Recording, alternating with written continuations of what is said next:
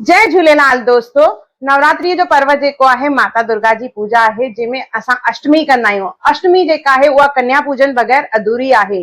घणनि माण्हुनि खे इहो क्वेश्चन हूंदो आहे त असां कन्या पूजन छो कयूं, कन्या पूजन सां छा थींदो। त कन्या पूजन इन करे कबो आहे छाकाणि त माता दुर्गा जेका आहे कन्या पूजन सां जल्दी राज़ी थींदी आहे।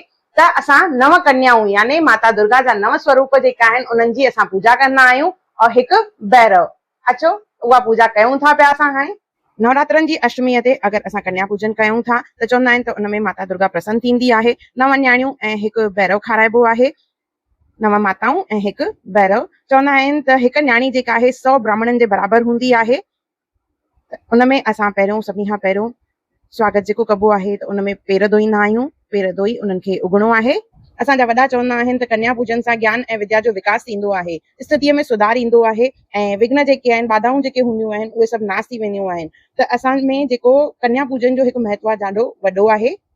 कन्या पूजन में असां पेर धोई उन्हनि खे उघंदासीं, उनखां पोइ तिलक चांवर हणिबा आहिनि, उनखां पोइ भोजन कराइबो आहे पंहिंजे सामर्थ्य अनुसार।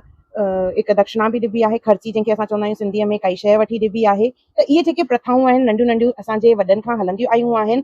त मां चवंदमि त तव्हां इहे पहिरियों पंहिंजे ॿारनि खे इहो ॿुधायो, ॾेखारियो और सेखारियो बि। ऐं इहो जेको आहे पंहिंजो फर्ज़ ज़रूरु निभायो। ॿुधायो, ॾेखारियो, सेखारियो और उनखां पोइ पंहिंजो फर्ज़ ज़रूरु निभायो। त असां कहिड़ियूं कहिड़ियूं शयूं ठाहींदा आहियूं, कीअं कीअं असां पंहिंजूं रीतियूं रस्मूं कंदा आहियूं।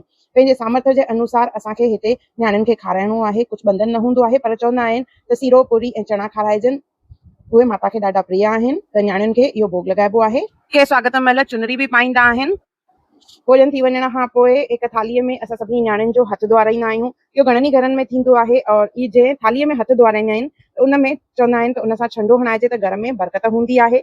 जीअं मां चयोमांव, इहे माता जो स्वरूप आहिनि न्याणियूं, त इन्हनि खां ज़रूरु घर जो छंडो हणाइजे। और मुंहिंजे घर में त इन ई पाणीअ मां उहो छंडो हणाईंदा हुआ। और चइबो आहे अन्न ॾे धन ॾे पिपल जो पन ॾे, पिपल पुराणो बांभण सियाणो, सीता सची चंदन चोर हणास मोर, असुर जो उथी आहियां घाघर खणी भॻी आहियां, जमुना अध जल ते तुलसीअ जे पन ते, अॻियां गॾियो राम जी पोयां गॾियो श्याम जी।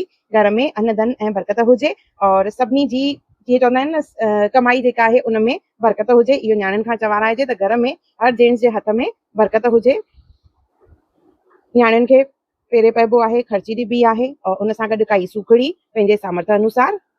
हिकु दफ़ो वरी चवंदसि त पंहिंजे ॿारनि खे ॿुधायो, ॾेखारियो और सेखारियो और पंहिंजो फर्ज़ ज़रूरु निभायो। इहो असां गृहणियुनि जो कमु आहे त पंहिंजी ईंदड़ पीढ़ीअ खे असां पंहिंजी सिंधियत खां, पंहिंजे रीतियुनि रस्मुनि खां वाक़िफ़ करायूं, त जीअं असां खां पोइ असांजे ॿारनि ताईं इहे रीतियूं रस्मूं पहुचनि और उहे अॻियां कंदा अचनि।